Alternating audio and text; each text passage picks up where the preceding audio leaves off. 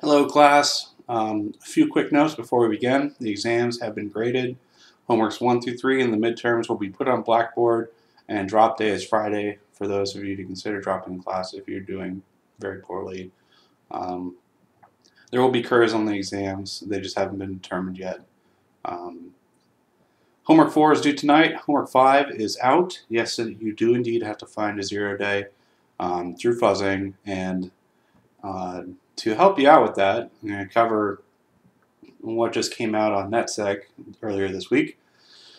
A fuzzing project called Zulu Fuzzer from NCC Group, and it's pretty slick. There's a nice GUI that comes with it. It's entirely written in Python. And what you see in this GUI is on the left, this is an instance for network fuzzing network packets. It also supports file fuzzing, USB protocol fuzzing, serial fuzzing, and all sorts of other fun stuff. On the left, you see packets, and one of them is highlighted, packet 6. And for packet 6, you see the input data bytes, and some of these are highlighted as well. What's special about these is the fuzzer is being told for these segments in the packet, fuzz them. And so the following mutators have been selected, long string, format strings, etc., etc. And it's nice that the mutators is provided in the checklist. And so the mutation points are specified here, and one of them is specified as this is the length of the packet. And so it's smart, and it recalculates the length of a packet and provides that field accordingly, because say your mutator adds, instead of these 2 bytes, adds 4 bytes. Well, that changes the length and may cause the packet to no longer pass a basic constraint in order to get into the system. Speaking of a basic constraint, many things you will find that when you have to fuzz them have a hash to determine integrity of the file or of the packet, probably a CRC check that you have to calculate correctly. And so you may have to, after you're done fuzzing and mutating a specific input, recalculate the hash for that packet or the CRC check in order to get it to pass that basic integrity check constraint. So let's look at these mutators, because often a fuzzer's efficiency is only as good as its mutators. So the mutators for Zulu are stored in a flat text file, and you see it's just throwing all A's for the long string mutator. And for command injection, it's throwing all sorts of different Linux user commands, Unix commands rather, such as ID, we'll see ls, we'll see cat, etc password, we'll see ping. And then for format strings, these should all be very familiar from the previous lectures. It's going to, if this mutator is selected, put these in place of the input bytes, and perhaps that will trigger exceptional behavior in a format string vulnerability. Then there are all sorts of different null bytes depending on character representation and the input. There's XML attacks, and obviously these have much more information in them as opposed to just throwing all A's. So this demonstrates that there's a bit more complexity and perhaps more quality to this mutator than just throwing flat A's. And so you often find that your ability to trigger things with the fuzzer can be limited by how good or bad your mutators are. So if you choose to use Zulu Fuzzer for Homework 5, you may consider adding in your own mutational rules if you'd like. You may steal them from other fuzzers as you find them.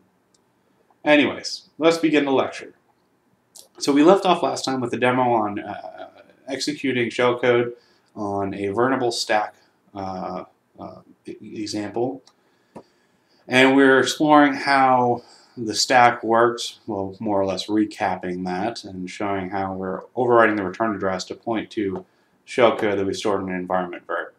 It's extremely toy example, very academic example that would only happen if the system were set up so poorly.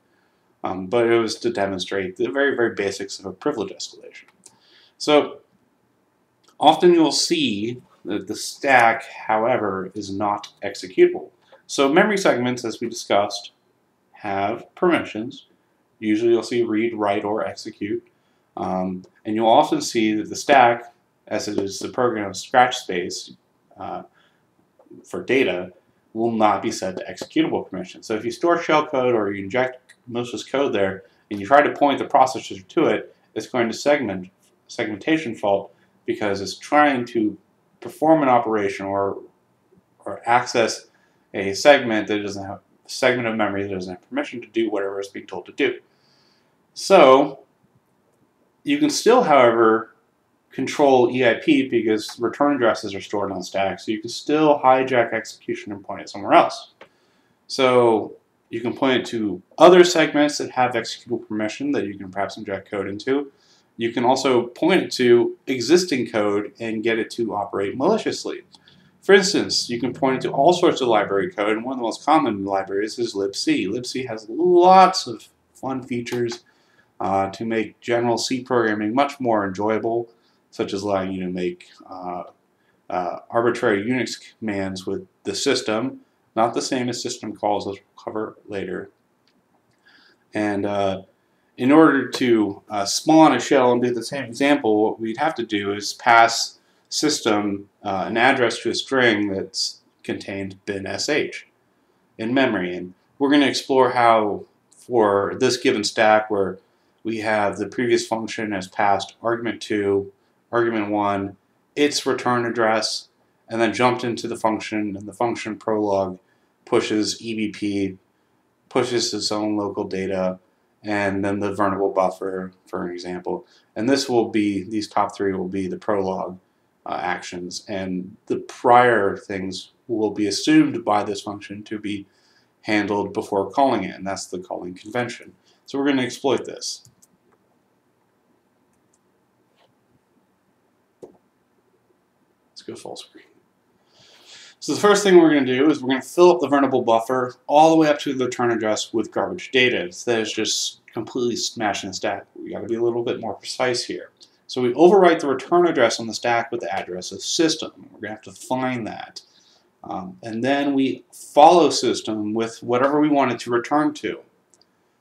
So we're going to have it return to exit. And exit will have it exit all cleanly.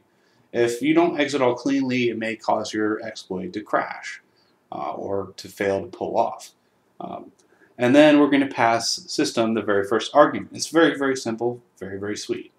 So this is, again, the unattacked stack, and we're going to target this and then pass it a new return address, and then argument 1 is going to go here. So we fill it up with garbage data all the way up to the old return address, and we replace that with system. So when this vulnerable stack frame returns, it's going to return it into system, and system's going to assume that the first thing it sees on the stack, because ESP is pointing here, is going to be the return address for it. So we've passed it exit. And then 4 after that, in a 32-bit system, 4 bytes after that, would be argument 1. So what we're going to do is effectively have to locate the addresses of system, address of exit, and address to a string in memory for bin sh. So if you do not pass a new return address for system, like I said, it may cause the exploit to fail and perhaps to behave weirdly or fail some percent of the time. And we're going to actually have a demo on this later when we go into code reuse attacks. But for now, we're going to dive into,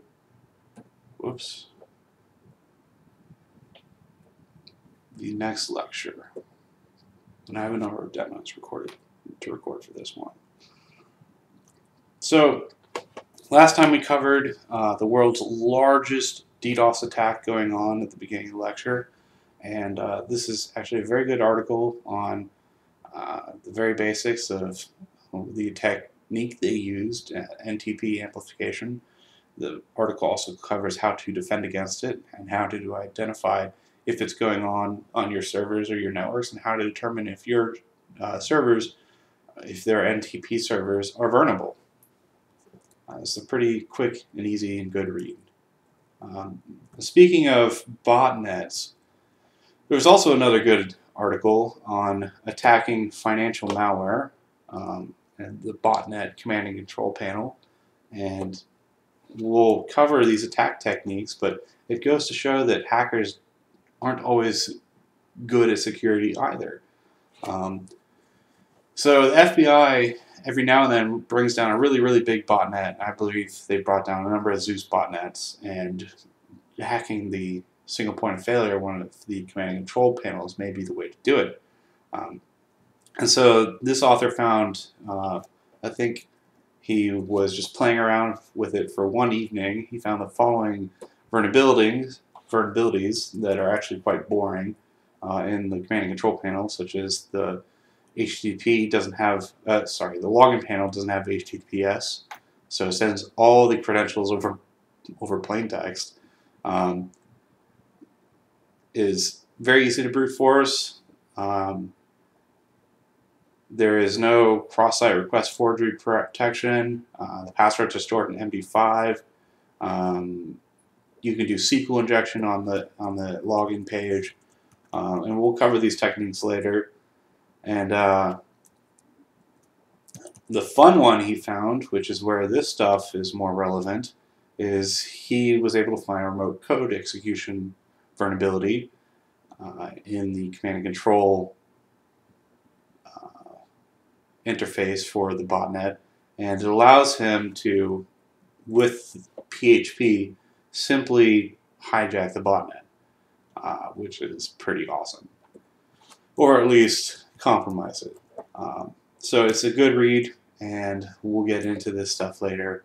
And this exploit development lecture is teaching the basics of this stuff in C and x86. However, all the approaches definitely apply for higher order languages like Python, PHP, etc.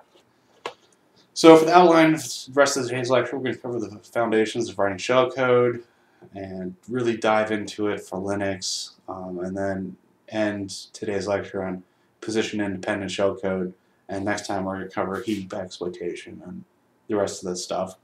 And we'll get into ASLR, DEP, NX, SEH, SEHOP, the ways they're attacked, and the protections they provide, and how valuable they are. So a good resource for the slides is the Shellcoder's Handbook, as well as the Art of Exploitation textbook. Shellcoder's Handbook is decently up to date. Is growing old though, and it's important to cover this stuff because exploits and shellcode doesn't rain from the heavens. So like every now and then, oh my God, there's an O day. Let's plug it into Metasploit. It takes a moderate amount of skill to develop exploits. Often, for very harder ones, it takes an immense amount of skill. And so there are a lot of tools in this domain. Often a hex editor is going to be one of your most commonly used tools, as well as some sort of assembler, some sort of disassembler, some sort of compiler, some sort of debugger, a linker, something for also editing raw data like a hex editor, perhaps just for extracting. DD is useful for that. And some form in which you can test your shellcode. The above tests, I believe, just simple shellcode, networking shellcode written in C and x86. And there can be different syntaxes for the instruction set of your choice. For x86, there's commonly AT&T syntax and Intel syntax. And as our guest lecturer said, that most everyone nowadays uses Intel syntax. So if you're using GDB, the way to set it, because it defaults to AT&T syntax, which can be confusing if you're coming straight from the slides and straight from the Art of Exploitation textbook. I should note that the other textbook I suggested, Shellcode, The Art of Exploitation, the Shellcoder's Handbook, I apologize, prefers AT&T syntax. To set your syntax flavor, you basically do set disassembly flavor Intel or AT&T. For GCC, you tell it Intel. For NASM, the default is Intel. For object dump, the default is AT&T. So you capital M Intel will tell it to disassemble in Intel syntax for x86 instructions.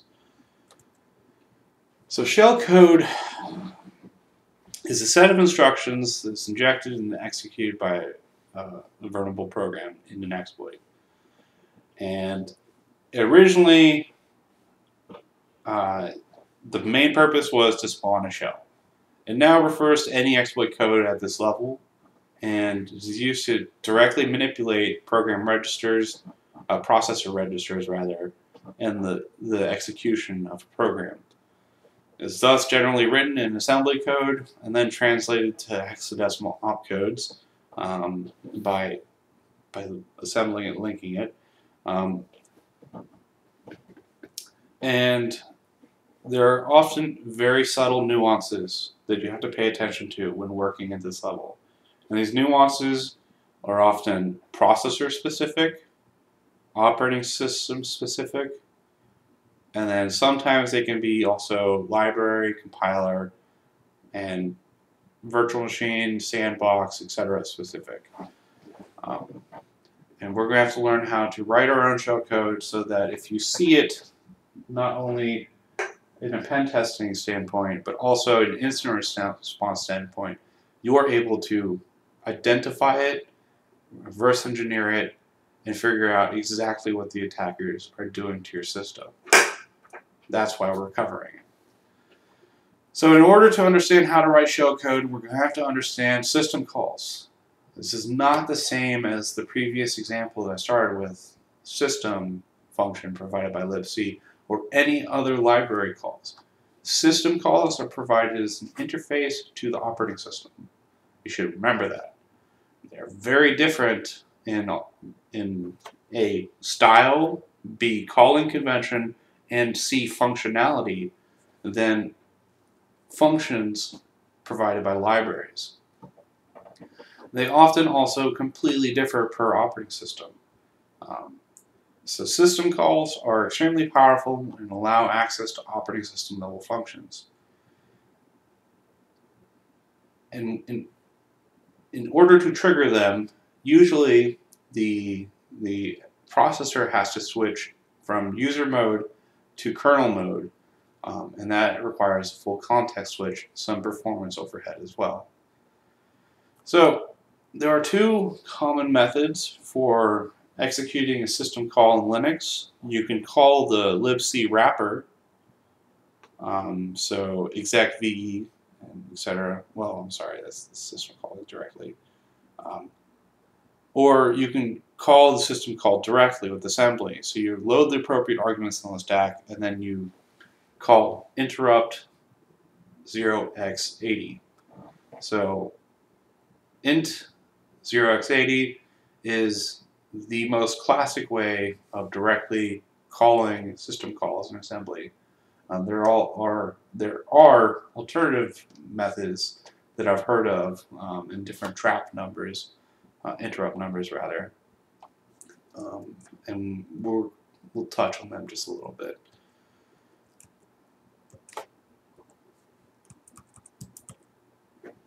Okay, slides, you need to behave.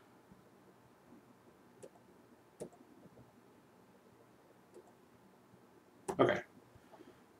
All right, presentation software to slow things down. Okay, so when intox80 or int0x80, I just call it intox80 for short, is executed by a user mode program, the CPU switches in the kernel mode and executes the function. The function is specified usually by some sort of index into a table of system calls. So for Linux, this can differ from standard Unix, as Linux implements the fast call convention for calling system calls.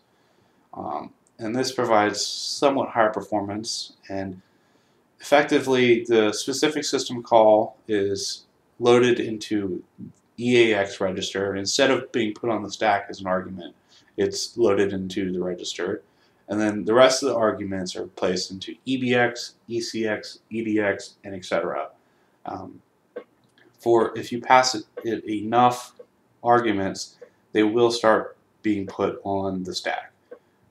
And then the instruction intox80 is executed. CPU then will switch to kernel mode, and the syscall function will then begin executing. So each system call has a unique integer value, and let's jump to a system call table for, what is this? Oh, the Linux 2.2 kernel. So this is a little outdated, but it gives you an example. So if you were set EAX to 1, that would specify the exit system call. If you were set EAX to 2, that would specify the fork system call, etc., etc., etc. And this table specifies what EBX will contain, ECX, EDX, ESI, EDI, etc.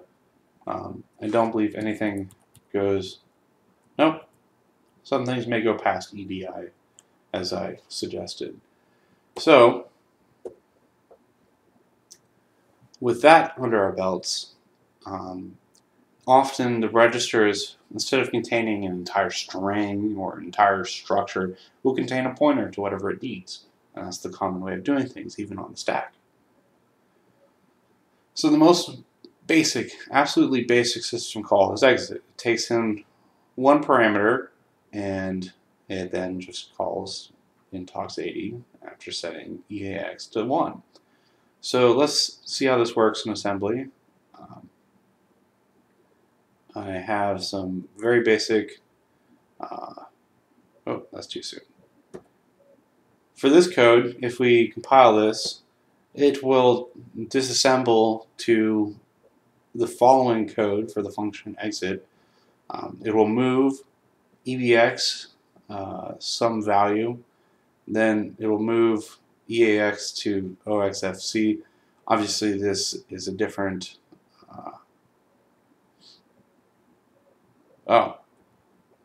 and then it will run this, and then it will move EAX1, and you can see there are two system calls. It's been a while since I updated these slides. So what's going on here is that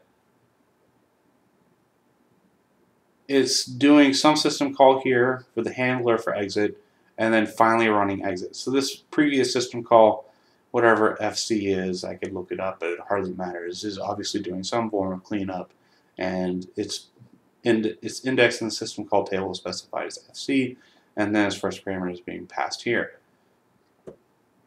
So OXFC is 252, and this corresponds to exit group, so it exits the group for the process and then exits the rest. Very, very simple, and it illustrates how this works. So, what we're interested in is triggering this with raw instructions and injecting these into a vulnerable process. And in order to do this, you may have to be aware of the other ways that system calls may be pulled off. As I said, the intox80 classic implementation has a very high overhead, and there have been some optimizations added in the forms of alternatives. As at the start of Pentium 2, Intel added in sysenter as an alternative for intox80. So if you call sysenter, it will handle similarly. Also, AMD similarly put in syscall, and then Linux at the 2.5 kernel iterations began with the free syscall page. Basically, virtual system calls and the virtual system call page are maintained by the kernel, allowing for faster running of kernel mode stuff without so much overhead of the full context switch, if I recall correctly. It's also important to keep in mind that compilers may do all this stuff differently, so that's another nuance to be aware of. So let's write some shellcode just to pull off the basic exit. So we're going to want to store 0 in EBX, we're going to want to store 1 in EAX, and then we're going to want to call int 0x80. And so the following assembly code will perform this. We set the start function to first run move 0 into EBX, then move 1 into EAX, then to call int 0x80. So if you save this as exit shellcode.asm or something.asm, you'll use the NASM assembler to create your object file. There we go. And NASM-felf will tell it to specifically to create a ELF format executable, and then the loader will load in the rest. And when we go to disassemble it with object dump, you're going to see that these are the corresponding opcodes for each of these instructions. So move EBX 0, move 0 into EBX is BB 00000000. So it's 5 bytes wide. The next one is 5 bytes wide. The next one is 2 bytes wide. It's rather simple. So when you convert this into a character string, you're going to have in C the /x escapes and tells it to specify that the following 2 characters as a raw byte, obviously limited to 0 through 9, A through F, to BB /x BB /x00/x00/x00/x00, and so on and so on and so on. Very, very straightforward, but this is an important concept to understand. So, given the following code, I have it running here in this VM. If we tell it to compile it, and then we run it, we can't really tell what it's doing. We're telling it to exit right away. So what we're going to have to do is trace the system call to see what's going on. And you'll see that the very last thing that's being called is indeed exit. However, this works. This is great. However, there's a problem. If you try to enter this into a buffer for a vulnerable program, this is not going to work. You have null characters, and any string copy operation is going to terminate on the first null character it finds. It doesn't care what happens after, what occurs in the string after that. You could have the rest of your payload. It's going to truncate it right there. So null bytes are a specific problem for string copy and often array-oriented copy operations. Anything that relies on terminating on a null byte or any other terminator has this style of problem. So this would be completely unusable in a real-world exploit. So there are 2 common methods to get around this. You can replace the assembly instructions with other instructions that create nulls accordingly, but those have to all run prior to it. And that's going to be self-modifying code. Or you craft the shellcode so that there are no nulls at all. So either you add the nulls in at runtime, or you craft it so there are no instructions that have null bytes. So you replace any assembly instructions that have null bytes with instructions that do not. So this involves playing with things like XOR, playing with the subparts of registers like the lower half, upper half, and we're going to cover the the art of self-modifying code actually in this one is in this lecture as well. It's not too difficult actually. So let's replace these instructions with similar instructions that don't have any null characters. And a very, very useful tool for this is something provided by Metasploit called NASM shell. And you'll usually find it titled NASM_shell.ruby, and you can find it with this command Metasploit running backtrack. And so we'll see that move EAX1 produces the opcodes B8, 01, 00, 00, 00. These trailing 0 bytes are the problem. Anything that precedes it is actually not a problem. To clarify, this specifies the line number, so this is line 0. So if we do like XOR, EAX, EAX, and then INC EAX, that would be one way to set EAX to 1. Another way would be to move perhaps into the lower byte 1, and this does not produce a null byte. You do see two zeros side by side. However, this would be the first byte and this would be the second byte, and that's the way the things are aligned, period. So the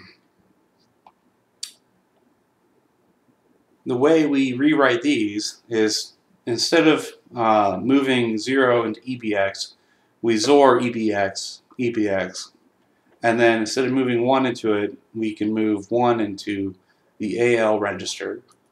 And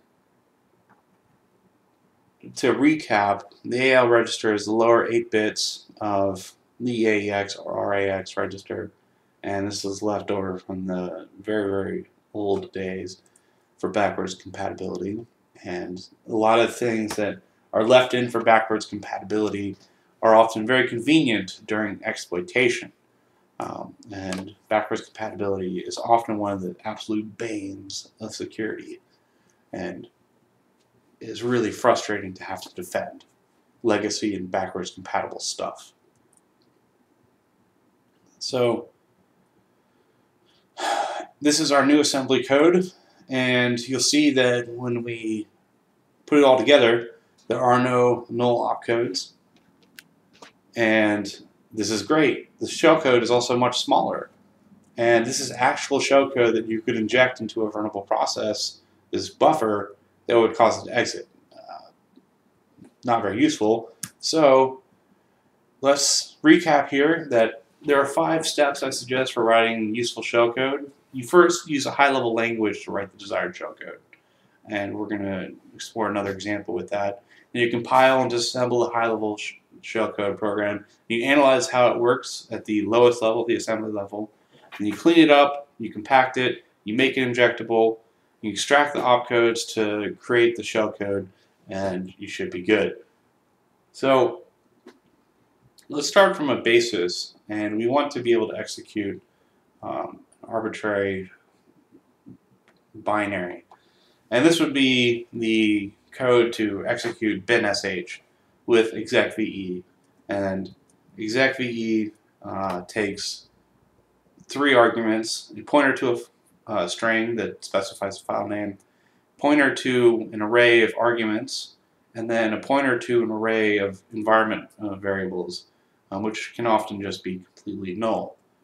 So what we need is position-independent shellcode that we can inject, because when we put something into a process that we're targeting, we usually cannot attach a debugger to it.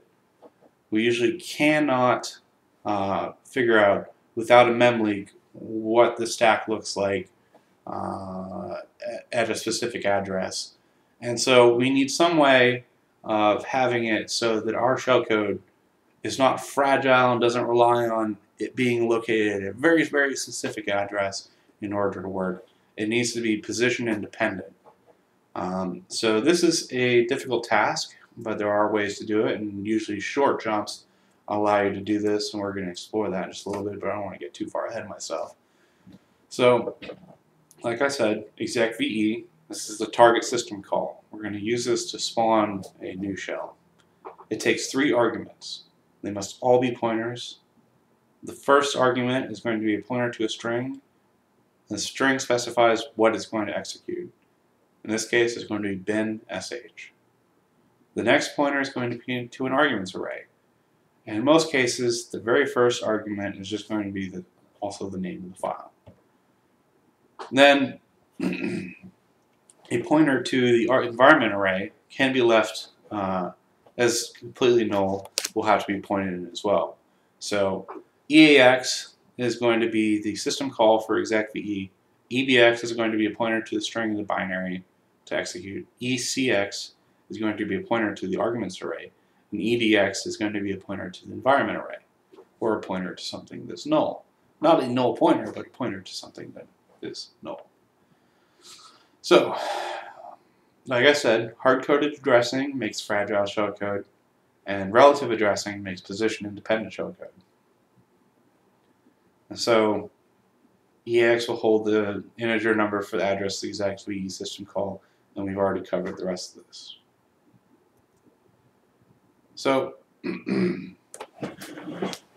we're going to do is take the C code that we've shown on the previous slide, compile it, and we're going to look at it. And this may be really intimidating to look at, but bear with me. We're going to use this to help us understand what to do. So, looking just at execve, because this is where the action occurs, we see that it's moving into EAX, the value OXB. Then the next things, judging by the arguments to this, is that this is the second argument, and it's moving into EBX. This is the third argument. No, this is the third argument, and it's moving into ECX. And this is the fourth argument, and it's moving into EDX. And then it calls int 0x80, and then boom, it's done. So we're going to have to find some way to hold the address, to hold the string bin sh and have it be null terminated. And we're also going to have to find some way to hold a null terminated array of arguments. We're only going to need one argument, the program name. And we're also going to have EDX point to a null terminated environment array. So there's a lot of nulls we have to add in. Obviously, we can't just have them statically in there. So let's walk through this assembly code that is not only position independent, but does all of this, almost. So the first thing that it does is say when the processor jumps right here, all right, it's going to set the return address to wherever it was previously in the .text segment. Say we're storing this on the stack. So the return address is pointing there. The stack pointer is pointing somewhere perhaps independent of this. And if we tell it to short jump allows you to jump forward or backwards by X number of bytes. It doesn't require jump to exactly this address, which would be hard-coded addressing. It is instead relative addressing. So short jump is the way to go. So we're going to short jump down to part 2, and when we put this all together, it determines exactly the number of bytes to do this, and we don't have to calculate by hand. And then what we do is we call part 1. By jumping back here, we set it up so that this point is pushed onto the stack as a return address. And so if we use it accordingly, we can manipulate the rest of this string. So let's keep that in mind as we go forward. If we pop the stack at this point, this is going to have the address of our string because it's going to have the return address. And normally here is where you would expect the function prologue where it saves EBP it moves ESP to the appropriate place, and then it's making room for the local variables, and then it sets the local variables, and etc. Instead, what we're doing is we're exploiting the fact that call saves the return address. So by popping the first thing, we're going to pop the address here. So EBX now has the address to a string that contains bin sh. However, it has all this extra crap on it. And this is just a dummy placeholder to demonstrate what we're doing. So we're going to zero out EAX. And then what we're going to do is, with EAX now it's a null register. It contains all zeros. If we move 1 byte, 8 bits, into EBX plus 7, so that's 1, 2, 3, 4, 5, 6, 7. So EBX would point here. So 1, 2, 3, 4, 5, 6, 7. If we replace X with 0, then we're great. So then this has now been null terminated by this operation. Now what we want to do is move the string EBX, the pointer stored in EBX now, to EBX plus 8. So it's going to overwrite 1337 with the address also to bin sh. And then what we do here is we put EAX, which has been 4 null bytes because it's been zeroed out. We now overwrite all of B055 with a null terminator. So it's completely null terminated. So we now load the effective address for EBX plus 8 into ECX. So ECX is now pointing to where 1337 has been overwritten. Okay? EDX is now being overwritten with a pointer to zeros. So it's pointing to a null D word. That's perfect. ECX is pointing to an array, and the first thing is pointing to bin sh. The next thing, it looks at the next D word, is, oh, that's already been zeroed out. So we're using the B055 here twice. We're using it once to terminate the array for ECX, and we're using it again to be just a null terminate array for EDX. Brilliant. Then we set up EAX to have the appropriate system call number, and we call intox80, and the exploit will launch. Hopefully you all understand that. So when we put this all together and we look at it, there's going to be a problem. If you just look at the binary, there's 0 standing all alone, and we won't be able to inject this into a burnable buffer. So we're going to have to make a little bit of modifications, and this is pretty typical when you're writing shellcode, having to do this step. As a note, if I haven't said so already, if you just run NASM as without any file specifier, it's going to create raw binary, and if you try to look at it, it's not going to know what to do. So you're not going to be able to do anything like object dump disassembly with it. It'll tell you file format not recognized, which is why we're looking at it with text dump. So blah, blah, blah. So when we look at it, the null bytes are specifically caused by move 11 or 0xb into EAX. And we're going to find some way to move 11 into EAX without triggering these null bytes. So, blah, blah, blah. We move it into AL. And what that gives us is success. Also, the shellcode, I believe, is shorter. So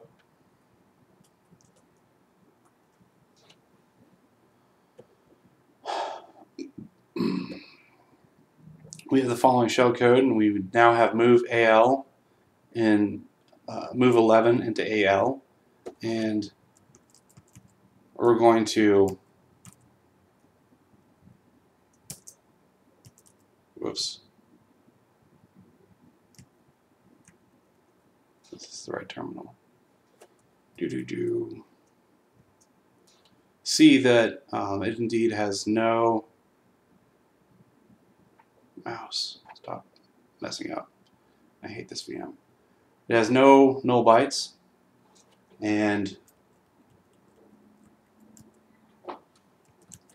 say we have this process dot slash, we have this process form,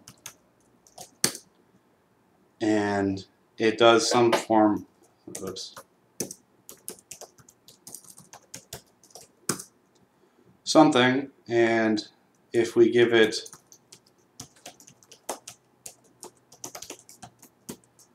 a very large string, perhaps it's going to crash. Indeed, it's seg faults. So what we're going to demonstrate is the efficacy of this position independent shellcode, and I have it somewhere in yes.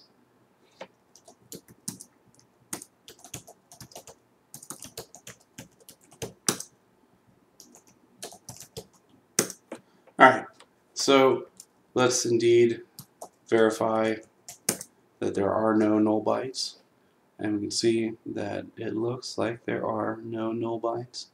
So just for the sake of demonstration, we're going to again put this in environment variable and just demonstrate really simple, crappy priv-esque.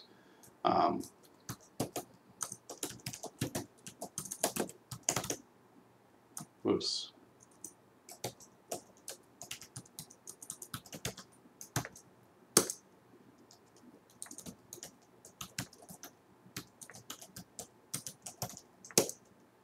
Alright, so we're going to again get the environment variable of vuln, of shellcode in vuln. And so if we run vuln now, this is assuming we can view the environment, the stack of vuln, and we tell it to smash the stack with the address to point there, we're going to pull this all off, assuming everything aligns correctly. And we'll discuss that more later.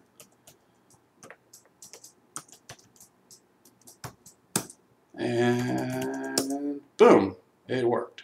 So the shellcode spawned via execve system call in a position independent manner by using short jumps to rely on the fact that when you do short jumps and calls, that it's going to put a stack address in a reliable place on the stack that you can then use in a relative manner. So that's going to be it for this time, and we're going to cover the rest of all this good stuff later.